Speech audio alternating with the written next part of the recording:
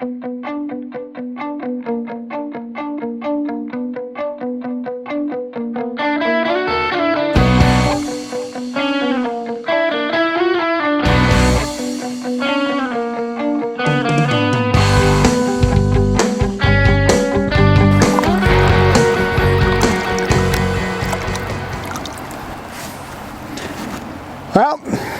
this time of year, the areas of prospecting are pretty limited. Weather's not good, water's high. Well, actually today the weather's unbelievably good. It's about 20-30 degrees above normal, but the water is high. And I'm down here at a local river. There's gold here, real fine gold, a lot of black sand. So I'll show you here in a second of what I'm getting, but this video today is going to be about how to get your gold out of this black sand. Now let me show you what we got to deal with here. Okay, now this gold we're finding here, as you can see here, let me see if I can zoom in on it a little bit. You can see that there's real fine gold all over this black sand. All in here, it's just all over in here. It's super fine gold. Now, granted, there's not a lot of, well, there is a lot of little pieces, but it's not a lot of gold, but it's better than no gold. But the problem with gold like this is when you have a large quantity of black sand and real fine gold, it's kind of a pain to get them apart. So what I'm going to do is show you how I do it. The first thing I do, and it doesn't matter if it's this time of year during the off season or if it's in the height of the season up in the mountains, I don't spend time cleaning up my black sand in the field. The time up in the mountains out prospecting is just too valuable. What I do is, if I got a small amount of black sand, I just suck everything up with a snuffer bottle and go on. I don't bother trying to separate the gold at all. Even if I have a piece of gold that won't fit in the snuffer bottle, I'll take the lid off and throw it in there. It's just a lot quicker, and you get to do a lot more panning when you're not messing around with the fine stuff. Okay, now in a situation like down here, where I have a lot of black sand and really fine gold, what I do is I'll bring a plastic bag and I just dump everything in a plastic bag. I pan it down to where we have just the black sand and the gold. I try to eliminate everything else, just get down to the real small rocks and you know, just the quick stuff. Get it down to the minimum as quick as you can, put it in the plastic bag and go back to work. Then at the end of the day, when you get home, you got your bag full of black sand and your gold, then you can deal with it. So what I'm going to do now is I'm going to put this in the bag, get my stuff picked up, and we're heading back to the house, and I'll show you how to clean this up. Okay, well, we made it back home. Now before we get started, what I want to do is show you the basic tools that I use. First thing here is a mixing tub. You can buy these at your local hardware store, big box store. They're real inexpensive. They come in two sizes. This is the smaller of the two. I prefer this size because it's plenty big enough to pan in, gives you a lot of room to pan, and you can use it for a million other things, as you can tell by looking at it. I use this thing a lot. But when you can't get to the river, you can't beat them. Then you're going to need a cleanup pan. I prefer the small pan. You can use any size pan you want. But the small pan, you're not dealing with a lot of material here. You can manipulate these much easier. I just like the small pan for cleanup. Now, really important is going to be a magnet. I prefer the good old store-boughter here. It's handy. You push a button down, the magnet works. Let go of the button, your black sand drops off. These are not real powerful magnets, and I prefer a weaker magnet when you're using your black sand. You can use any magnet. Just, you know, if you got a regular magnet, you just put it in a plastic bag, clean your black sand up, and then you just turn the bag inside out. Your magnet's clean and your black sand's in the bag. But I caution you on using too powerful of a magnet. If you get one of these super strong magnets, they have a tendency to grab your black sand too quick, and if it clumps it up, when it pulls it up, it'll take the gold with it. So, you know, I prefer a weaker magnet. The other thing that's really a necessity is screens. These are screens I made years ago. You can get screens just about anywhere. Okay, this one here is a 10 mesh. This is the largest one I use. And this one here is a 20 mesh. This is window screen size. You know, it's about the same size as normal window screen. Now the 20 mesh, anything that sits on top of a 20 mesh, you can pretty much just pick the gold out with tweezers. Now at the bottom end of the scale is the 50 mesh. This is pretty fine. Now the 50 mesh, anything that's smaller than 50 mesh, I used to go 100 mesh, but 100 mesh is so doggone fine. It's just too hard to deal with. The gold's too small, it sticks to everything. So now what I do is I go down, anything that goes through the 50 mesh screen, I don't even mess with. It just goes straight into the tumbler. And from there, it gets picked up with the mercury. Now for small amounts, clean up with the pan. Anything 50 mesh and larger, you can deal with. Any smaller than that, then it just takes too much time. Now the method we're going to use today works real well if you have, you know, like a quart or less of concentrates. Anything more than that, this method's kind of slow. Now if I have, you know, more than a quart, less than a half a 5-gallon bucket, I'll use my blue bowl. The blue bowl, they work good, but I'll warn you, they're slow. You know, you can't process a lot of material fast with them.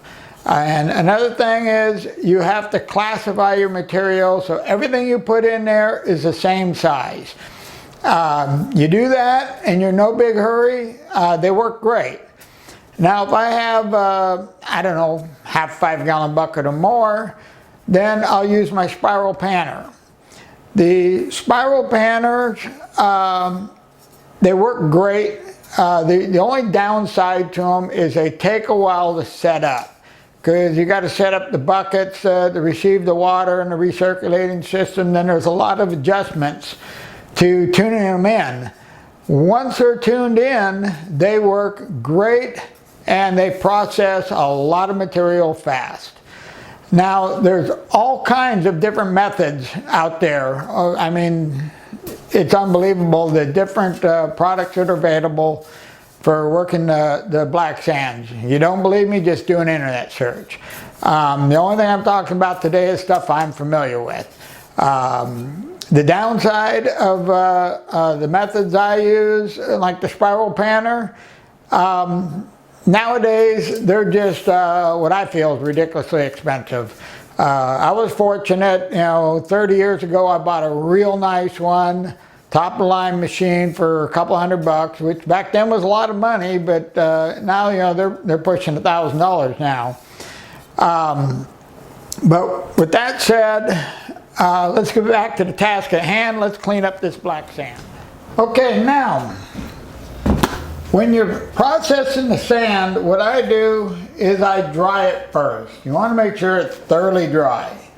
Whenever you're working with your concentrates, they got to either be thoroughly dry or thoroughly wet. It doesn't work halfway in between. You can work with them wet. Works just as well as it does with it dry. To me, it's just easier to do it dry, because you know, if the phone rings, you just go answer it. You know, something else happens. You know, your hands aren't wet. You don't have a mess on the counter that's wet. So it's just, to me, it's just a lot easier to dry them out. Plus, Normally, every time I go out, I just dump my black sands all in a bucket, and by the time I get around to cleaning them, they're already dry anyway. So what we're going to do here is our first process here with the sands is we're going to classify them. Now when you start working, I'll warn you ahead of time, you're going to need several different containers. I just use, since I got a lot of different pans, I just use pans. You can use bowls, whatever you got. But you're gonna be classifying it and putting the stuff in different containers. So you're gonna need several containers sitting around, and have a nice open workspaces. Makes it a lot nicer too. Okay, the first thing I do, we start out with our 10 mesh screen, and I got all the concentrates in the little pan here. I just pour them all into that 10 mesh screen. Turn it around, pour it back in the pan, then you take a look at what you got in the pan. And looks like we got a little bit of golden mercury here. A couple pieces of lead, so this we'll pull out. We'll separate that, and then the lead, put that down there. Grab my dish here. I'll throw the lead in here. Oh, I don't know if you've seen my other videos, but I found this dish while bottle digging. It was broken too, and I glued it together, and it's kind of like my favorite little dish now. But I keep my lead in there for right now. So whatever little piece of lead in here, I'll just pick out and put it in with the lead, and then everything that's left goes into another dish.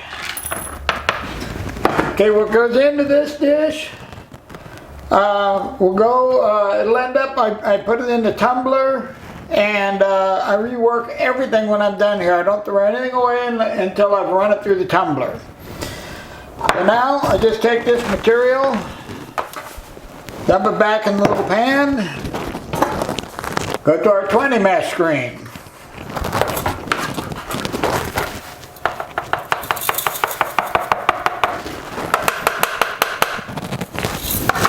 Same process. Now this here, you can see there's a couple little pieces of gold there. So what I'll do with this, I'm going to put this in a different bowl. I won't, I'll just clean up with tweezers. I won't even bother panning. I'll just pick the gold out with a pair of tweezers. When I pick the gold out, it goes into this bowl, which goes to the tumbler. And we'll just keep doing this process until we get everything separated. Okay, we got it all classified. It only took a second to do. Now, what's in this bowl is the stuff that would not go through the 10 mesh. This we can just pick through, and there's no gold in there. We've already picked out the lead, put it in here. This is our 20 mesh. This is what did not go through 20 mesh. Now there's some pieces of gold in here. Now us old guys, we got to use a magnifier, but we just set this under the magnifier and take a pair of tweezers and pick the gold out, no problem. Now this here is what would not go through the 30 mesh. This gold is too fine to pick out. Same thing with this. This is what would not go through the 50 mesh. This one is what went through the 50 mesh. This gold is just way too fine to deal with, so that gets dumped in, back in with the 10 mesh. This will end up going to the tumbler, and it'll be picked up with the mercury. So basically, all we have to deal with is these two right here. Because this one we're going to just pick the gold out. These two, the gold's too fine to pick out, so we're going to have to pan it. Okay, the first step is let's get rid of the black sand. Okay, what I do is I just pour the material in the pan. Take my gold magnet and go over it very carefully, keeping the magnet an inch or so above it. It'll pick up your black sand, and then I just drop it back into the glass. Now we'll spread that out, and we'll go over it again. And drop it in there, and then we'll check it. We'll do it one more time, and this time we'll get right down just over the top of the material. You don't want to touch it, but just over the top. Okay, this is your black sand. If I picked up a piece or two, I'm not really too concerned. I'm looking in here, there's nothing in there, because this is going in with the stuff that's going through the tumbler. So we're done with that. So now this material here is ready to be panned. Now, before I start my panning, I want to take my last jar here and get the black sand out of it. Same thing, I go over it about an inch or so off the top. Put the black sand back in the bowl.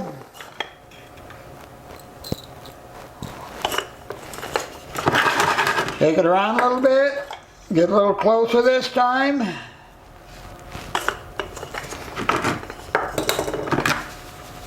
Just keep repeating the process until you're no longer picking up any black sand. It looks like we got it. Okay, same as before. This black sand is going to go in with the material that's going to the tumbler. Okay, now we'll take this material, dump it in there. Now these two are ready to be panned. Now, granted, it's a very small amount because we're only doing the material I got the other day. But it's the same process no matter what the amount is. You want to keep your material classified. You don't want to pan. You don't want to mix them together and pan it out, because it just makes it harder to pan. When it's all the same size, the specific gravity between the gold and the sand is a lot more. So it pans out much quicker, much cleaner. Okay, well let's get set up and we'll pan these out. Okay, now what we're going to do, we'll put a little water in here, and we'll make sure we get all that material out of there, and we'll pan this out. And with the all being the same size, makes it really, really easy.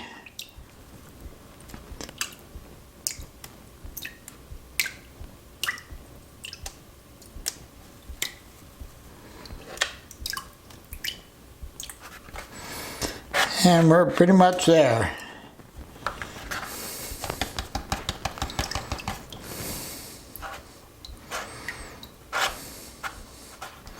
Okay, that one's done. We got nothing in there but our fine gold. Now what I'm going to do is I'm going to pour this right back into that dish.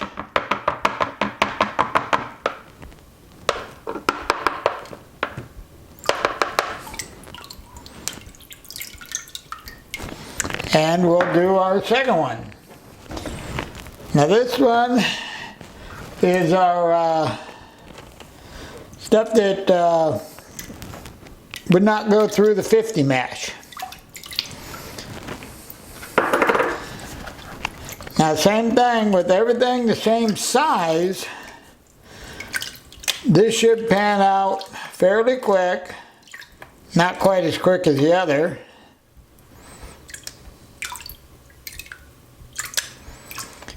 But since you don't have to deal with the really, really tiny pieces of gold, you can pan them out pretty darn quick. Now you can also dry pan this. I prefer to wet pan it because it's just quicker, and it only takes a second to set the tub up, and we're pretty much done.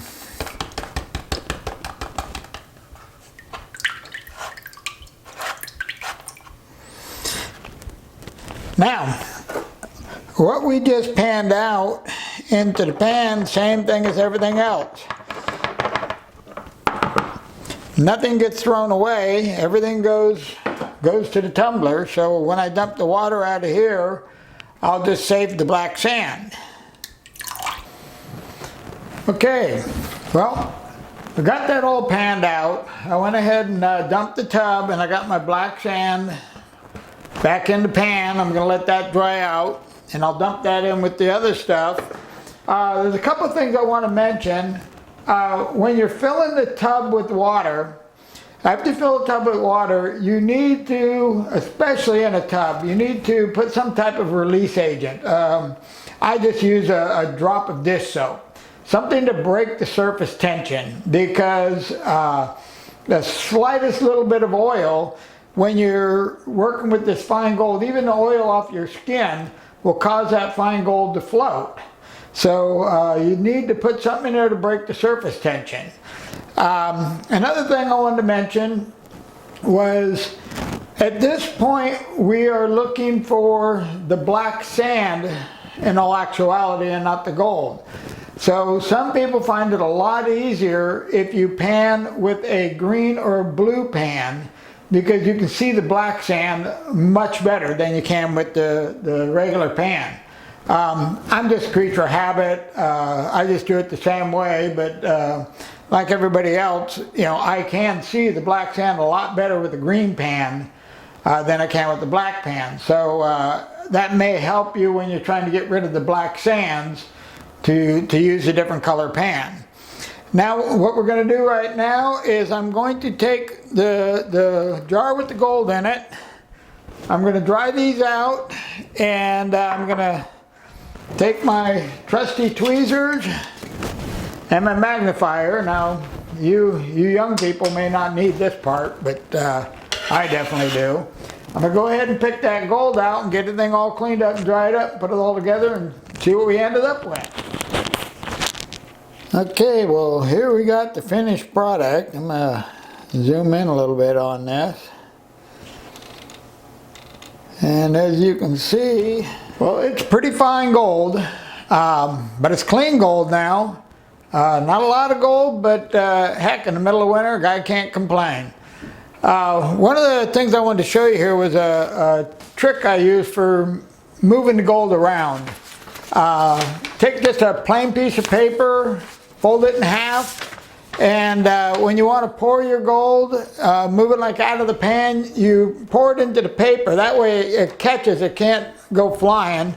And then when you want to pour it, you just fold the paper, just tap on the paper, and it'll pour right out. It corrals the gold real good. It makes it a lot easier to move it around without losing it. Now what we're going to do now is we're going to put the gold on the scale and see if we actually have enough gold to weigh. Okay, well it looks like we got 0.08 grams. Well, 0.08 grams, well, you know, it's not a lot of gold, but you know, for a few pans, a few miles from the house, it's actually not too bad. Plus it's, you know, middle of winter. Now the process I showed you today is how I take care of my concentrates up to, like I say, like a quart. Anything more than that, it's a bit tedious. Now I'll take the concentrates that we ended up with today. This will go into the tumbler along with some stuff I already got from this summer, and we'll run that through the tumbler and clean it up with mercury, and I'll do a video on that, show you how I do that, so you get an idea of how to get the really fine gold. Now if you enjoyed the video, please subscribe to my YouTube channel. That way when I do another video, you'll get notified that I finally got around to doing something. Till then, you have a wonderful day.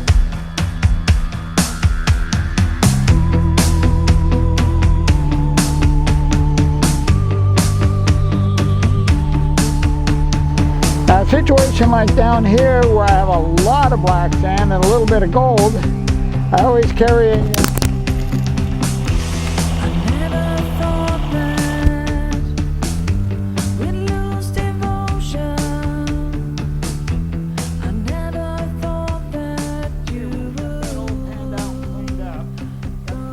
and I'll do a video showing you how I do that also.